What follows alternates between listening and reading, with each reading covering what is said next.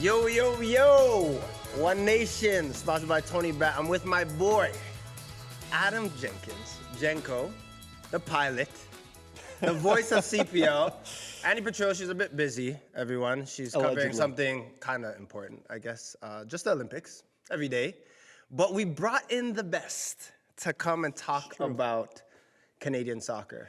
Jenko. It's about time. I mean, I'm still waiting for me to be asked to do this when Andy's not busy. And I knew it was coming.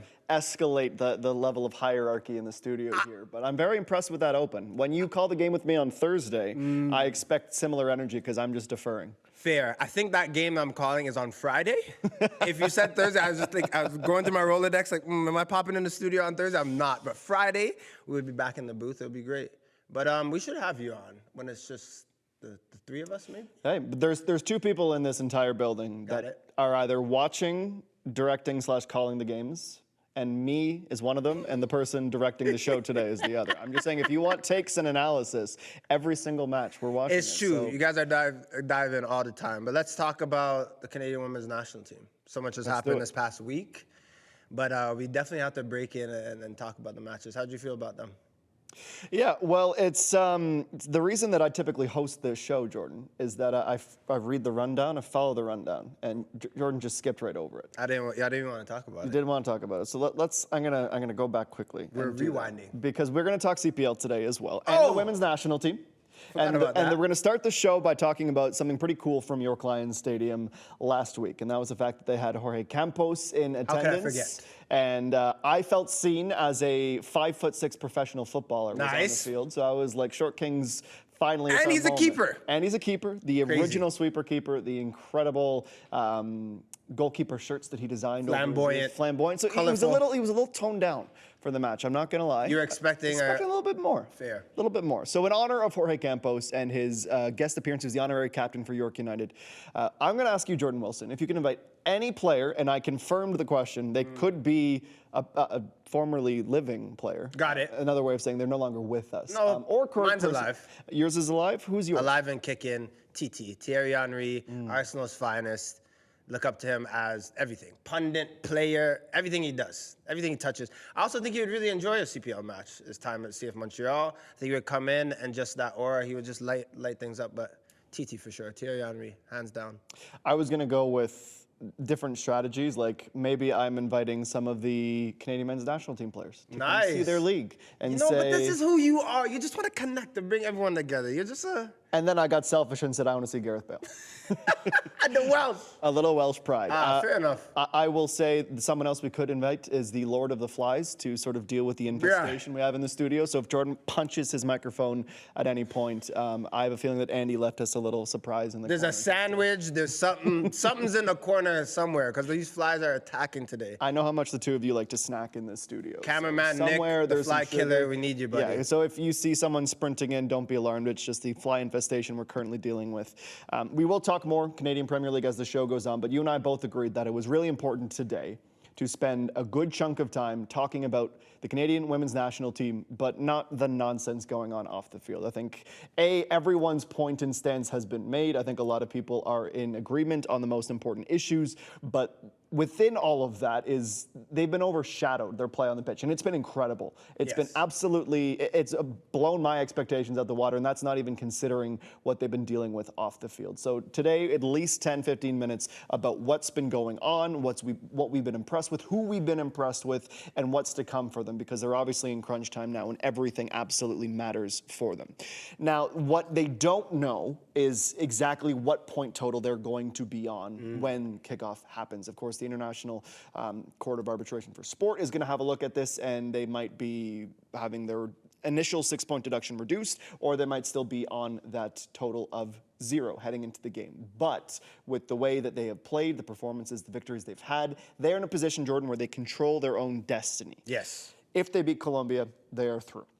And that's where we'll start, because leading into the tournament on One Nation, on One Soccer Today, on Matchday Live, during the Oh Canada, Oh Baby segment, there's been a lot of talk about slip-ups or banana skin matches, teams that might be an issue for Canada that might not appear on paper, like France, who are the #2 team in the world. You said Colombia might be that team. Yeah. Do you stand there now after watching this team play 2 matches and have 2 incredible 2-1 victories, or are you maybe a little bit less worried about the Colombians going into that match? I'm still worried about the Colombians because I think they're a sneaky good team. I will say that the way the Canadians have played the past 2 matches, they've been down 1-0 in both of them. Had to go score 2 goals, and when I dissect this team for the past 2-3 years very closely, scoring goals and scoring 2 in a match or 3 in a match is very difficult to do for them. It's very difficult to do in football in general, but specifically with the squad. So for them to come back and have 2 character wins, 2 big wins. New Zealand, okay, maybe not the best team in that pool, but to come back in the opening match and have that resolve to do it. Then France, 90+12, Vanessa Gilles, to score in that magnitude on that stage, that's huge. I just hope in this match against Colombia, I think they'll do it, but that they score first. Like, in tournament football, you only have so many times where you can call a friend, buy someone to bail you out, right? And with this side in a must-win game, because for me, I'm just looking at it, you're going into this game with 0 points. Like, what will be, but you can't bank on that as a player. You have to go in and just really take matters into your own hands. But I feel like if they start well, and starting well is just playing the football that they know how to play, but scoring first, they have it in the bag. I don't see a team scoring 2 on them after. Right. So they just have to start well and then really go. And then as a player, all is in a way forgotten. Obviously, there's so much that we have to deal with as a nation and as an organization, as a country. But in terms of your play on the field and the tournament that they always love to play, which is the Olympics, you're in it. You're in it with a lot of hope to really go and make a push to medal again. So, yeah, it's all up to them in 90 minutes. I think the most important thing about this is that they don't change their approach. Yes. They've definitely taken all of the adversity and channeled that and funneled it. What they've been really good at, and it could be the fact, and we're not in camp with them, we don't know them to the level to understand what the day-to-day is. Obviously, we know by Vanessa Gilles and some of her post-game quotes that this has been an understandably very emotional time where they haven't been sleeping, that they've been full of tears at times, just trying to stay together and block out the noise from the outside. If they can keep it as we have nothing to lose, I think they'll be fine. Yes. As soon as that switches from, okay, we're 2-0, we've conceded and come back to win twice, if that stays as nobody can beat us, they're fine. If it becomes all of a sudden we have to win and it's pressure, that's when I worry about what it could do to them mentally, but nobody is going to question the character or resilience. If there was ever any question of the character or resilience of this group, and they've gone through a lot over the years, I think this might be one of their biggest statements to world football, that resolve and mentality, they're arguably, if they are the best team in the world when it comes to putting all of that behind them and just focusing on the football. Yeah, I think so. And I think what stood out to me the past 2 games, specifically against France, too, is the humility and grit that you have. I think those 2 values, if your whole team could buy into that, you always have a shot, right? I think margins of football, everyone gets caught up in tactics. I know that's important, right? But if you saw when Fleming scored and ran back with the ball, and you saw what it meant to Vanessa Gilles and all the players at the end of the game and the final whistle. But in between there are moments where you have to run an extra 10 yards or tackle a person that you maybe normally wouldn't, or not give up on a play. And I think everyone, that grit and that hard-to-beat mentality was present. I think that just needs to be duplicated as they continue to really make this push. But it's on the table. I think if you look at it, granted it won't count, but 3 wins and knockout performances, if they can get that win against Colombia, that is a great feel-good story going into the matches where it all matters. And now we get to the point where we're in the lead up to the match. And the question, as always, regardless whether it's an Olympics or an international friendly, you're always asking who's going to play. Yeah. How do we get this right? How do we not overthink this? What do the staff there need to do to make sure that they have the best chance to win? Yeah. What do you think the biggest lineup decision is that is facing this group? Well, you played France. Canada played France with the 4-2-3-1, and then typically play the 3-4-3. I'm going to answer your question, but can I just swing it back to you real quick? Do you like the 4-2-3-1 with all the midfielders, Quinn, Awujo, Fleming, really, I guess, bolstering that midfield? Or do you like the 3-4-3 that we kind of have grown accustomed to? Because I don't know many people that have watched and dissected the game that you have, especially for the women. So I'm just so curious on your opinion on that. How do you feel about this match? This what must-win match? How would you line up? Because then we can get into personnel. But how would you line up going against Colombia? Yeah, I think I've always sort of been a proponent of the back three with this group, especially the personnel that they have. I like it. I like the width it can offer them if they need to play a bit more defensive. Having said that, when we've watched their tune-ups and even Gold Cup this summer, they're obviously at risk of being overrun in midfield. Yeah. And it's where you rate Colombia and where they can hurt you the most. At the same time, if the 4-2-3-1 is sort of what they've reverted back to, because that was old reliable, and it gave you success against France, I'm always a proponent of not tinkering too much with a winning formula. So go with the 4-2-3-1. no, no. And this could be terribly wrong. I think you stay with the back three, but you have to make sure that whomever are playing as your wingbacks understand that they are really more of a fullback and they're being a lot more selective in when they press and when they go up the field. So I would be tempted just because I want the best players on the field, and I think they're so spoiled with their central defenders and how well they've been at this tournament that I think you kind of you trust them and you give them a bit more cover, and you also trust Kalen Sheridan, who's been magnificent. I'm going to piggyback off a comment you just made about players being in their best positions. And I think one player, and I'll get to that in a second, but kind of gets sacrificed in a way when you have to play the 3-4-3, and that's Jesse Fleming. However, everyone else is in a position to succeed. Lawrence is down that right side getting crosses in. You have a back three, Jill Buchanan, Jade Rose. She's going to have a big one against Colombia. We'll get into that a bit later. Gabby Carr on the left side going to provide crosses, but also just her defensive capabilities and where she's in the right spot at the right time. You have a midfield that you have a balance, but then you're going to get the three up top. I think the three should be, you're going to put your best players on. So that for me is Lacasse, Prince, and Leon. I thought she was excellent when she came on, and the game kind of turned with that energy that she brings and how she's so direct. But again, the sacrifice, or I would say the work that has to be done for someone like Fleming, and it could be Fleming Quinn, it could be Fleming Arujo, but for me, when you play a two-person midfield against potentially a three, it's just a lot of work for those two. You could see maybe the argument is Fleming goes and scores a goal in a 4-2-3-1, but you can also get her in the box as well. Like that could be up to the back three to really press high, or maybe someone steps up in front and really helps in the middle if Fleming goes. But I like that 3-4-3 based on what you said as well with the width.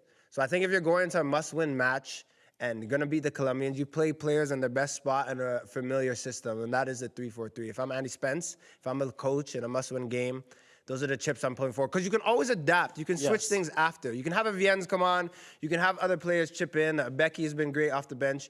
But you start with a system that's familiar, and you really go after them from the beginning whistle. And I think, too, the biggest one for me is going to be, is it Awujo or is it Quinn, like you mentioned? Yeah. And before, I think it would have been a slam dunk for me, Awujo, especially in a game where you kind of want a bit more speed and physicality. But Quinn has been so defensively sound that they're almost becoming a fourth center back at times, and they can really boss that area too. They're so those are the questions that I think we'll continue to debate, the supporters will debate, and Andi Spence is definitely going to mull over.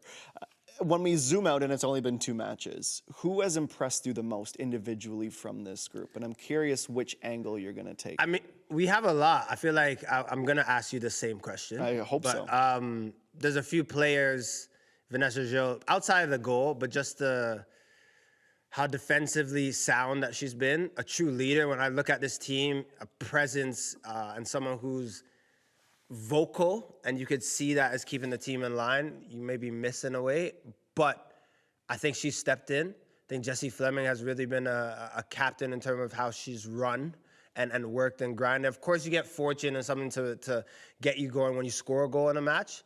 Jade Rose, it always boggles my mind that she's still not a professional. Yeah. Like, she's 21 and still not a professional, but has professional performances. Sometimes for me, Jenko, she is the best player on the pitch for both teams. Like, I watch her and I'm like, who is picking her up? Where is she going? If you have Olivia Smith who have quality, they're playing at Liverpool. Where's Jade Rose going? Like, are you going? Like, where are you playing? Because you are ready, homegirl. So I'm looking at this team, but for me, people aren't talking so much about that save that Kalen Sheridan made in extra time. Maybe I'm going to say like 90+7, like a big save. 6 yards out, comes out big, does what she needs to do, and that's what you need in tournament football. So for me, I would say her. even though the players that I just talked about could also be it, but I'm going to focus on Sheridan because when you have a keeper that's in form in the Olympics, that's when you get to the semis, the finals. If you have someone that has that much confidence, you get wins down the stretch. I'm going to ask. Who is your player? I'm going to take an angle here where I almost feel like I need to repent a little bit. Whoa. Went to church. I'm going to the Church of Jordan Wilson and You don't want to go to that church. Our Lord of the Flies again. I, before the tournament, had some serious questions about Janine Becky. I have never for one moment doubted her desire, her commitment to the team, and the voice and the fire she brings. But watching this team go, especially she was coming back from injury, I was wondering how much she was going to positively contribute and not just not be a negative, but influence the team, make them better. Yes. And I think she has been marvelous. I don't know that I would have been in a situation where I thought she would be giving so many people questions about, is she a starter? If she's not starting, she needs to be a starter.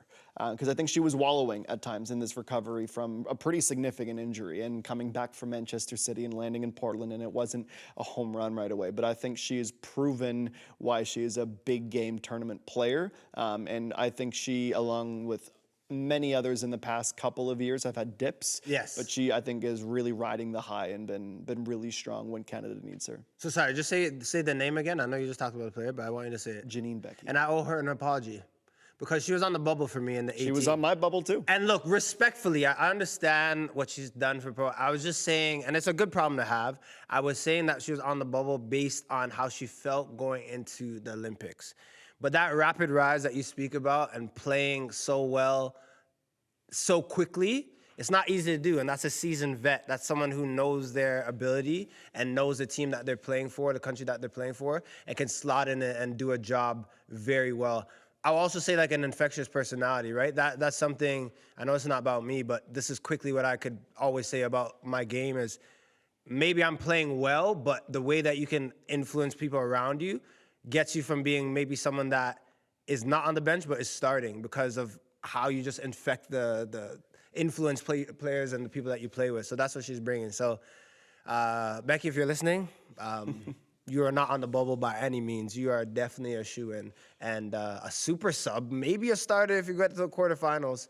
Been playing really well. That's where we're going to go next, and there will be lots to take from Canada, Colombia. It could be two very different types of conversations. Obviously, I think Alex Gange-Ruzic made a great point on OST yesterday about Caicedo and Jade Rose being AGR. Incredible matchup to watch, and that rise. So we're definitely excited to watch that. But this is the part where the media gets ahead of themselves and looks ahead without knowing the situation. So obviously we know what Canada needs to do to get to the knockouts, but we're in a position where we are starting to have a clear picture of what the path should they get through in improbable fashion with everything that's happened. And it looks like it's going to be Germany. Yes.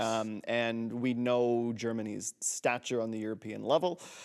We also know that they got thrashed by the Americans. And with that path for Canada, it might see them line up against the U.S. if everything goes to chalk the way it's looking. Let's talk about that U.S. team, because I think with the head coaching change from Vlatko Andonovski into Emma Hayes, and even the World Cup where they were getting negative PR for celebrating and antics and celebrating too soon. So they certainly won't be necessarily as early, I think, this time, but also we know the arrogance in the American DNA, and I don't say that as a condescending way. That's part of what made them so great for so many years. 7 goals in 2 games. Rodman, Swanson, and Smith look to be the holy trinity right now. Are they back? Are they back as the undisputed world number ones? Or are you still saying there's some European heavyweights, a la Spain, that we should be watching? I think it's too early to tell. I love the start from the Americans, but I think when I got ready and was doing my research for the Olympics and the teams to beat, Spain for me was at the top off of obviously the World Cup, but the players that they have in that squad. France, a team that hosts and is also number 2 in the world, for me, gets love, and they were ahead of the U.S. Then the U.S. was 3rd. I would say this is a tournament for them to really put them back on the map. Of course, every time, and it's nothing prophetic. That is just a fact. Like, that is one of those things where when you have a poor tournament and you have so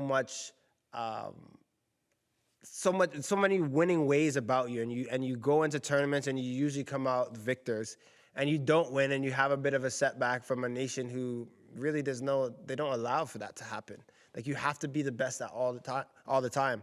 So for me, this is a tournament for them to do that. I think, and I could already see it. I hope it's true. I think Canada, when they go and play Germany, I think they'll beat them. The big match, the biggest one, is going to play the U.S. again in the Olympics and beating them and showing where they are. But if the U.S. can go and beat Canada and win this Olympics, for me, they are back. I think it's just too early based on the 2 games, but I do like the squad.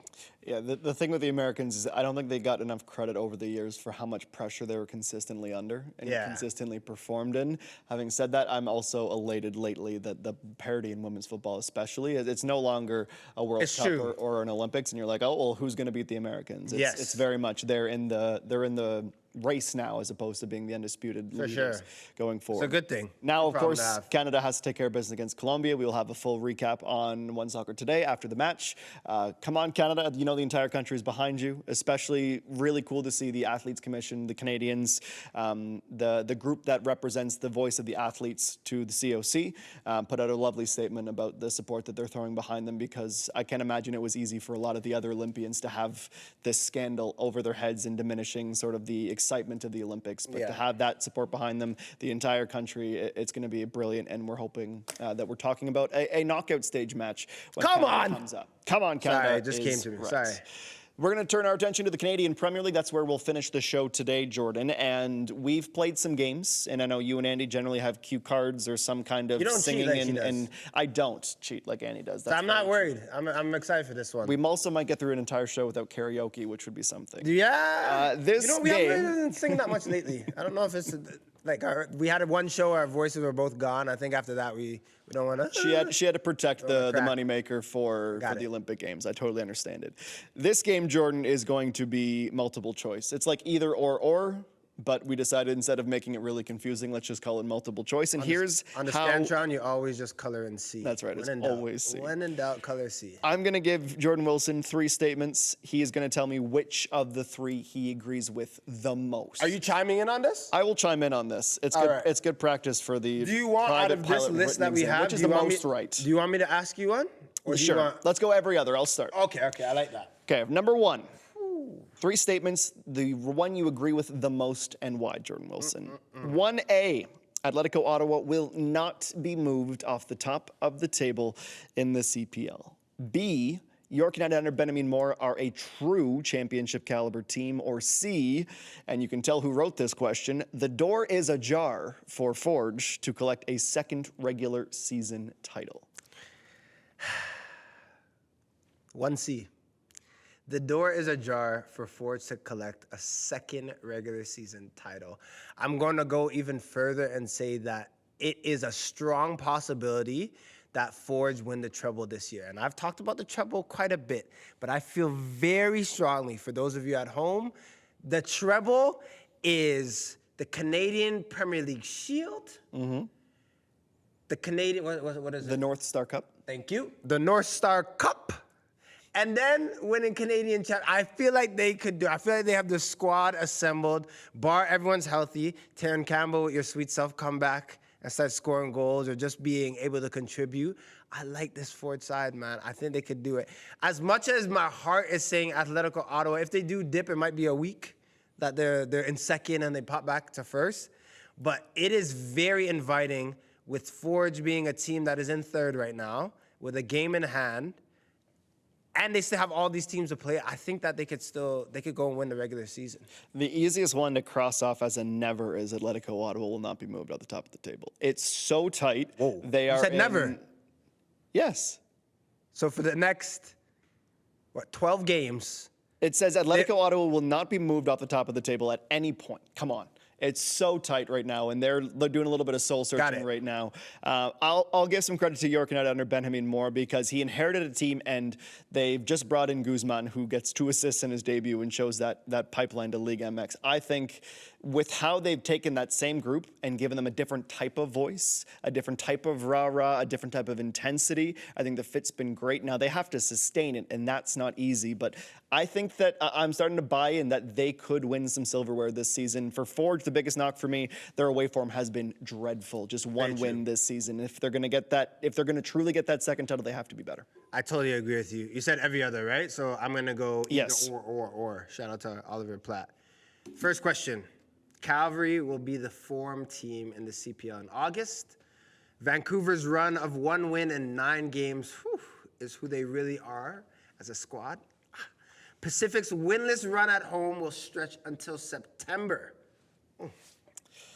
I'm going to go with Cavalry being the form team for the month of August. You're sipping the Kool-Aid. Does that have anything to do with the recent trip?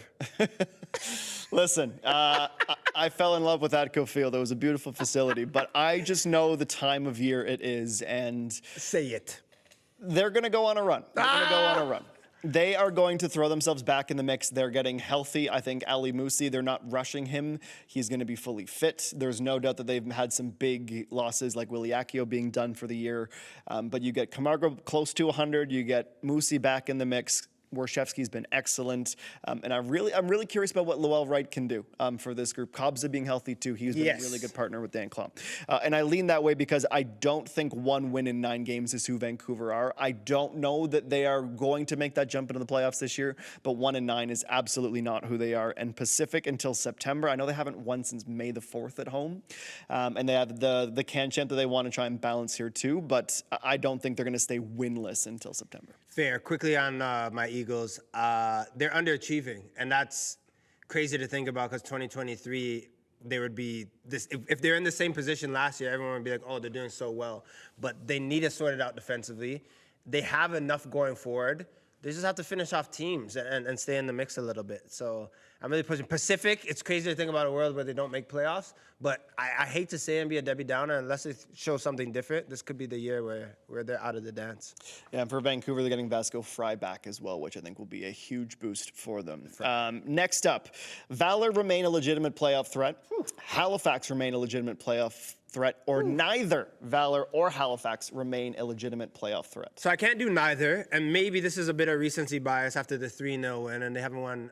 They haven't scored 3 goals in nearly a full calendar year for Valor. But Valor remain a legitimate playoff threat, and I have to say 9 of the 12 games at Prince Otto Stadium in, not arguably, the worst place to play in the CPL. You go into Winnipeg, and immediately you think about the plane that you're taking to go back home.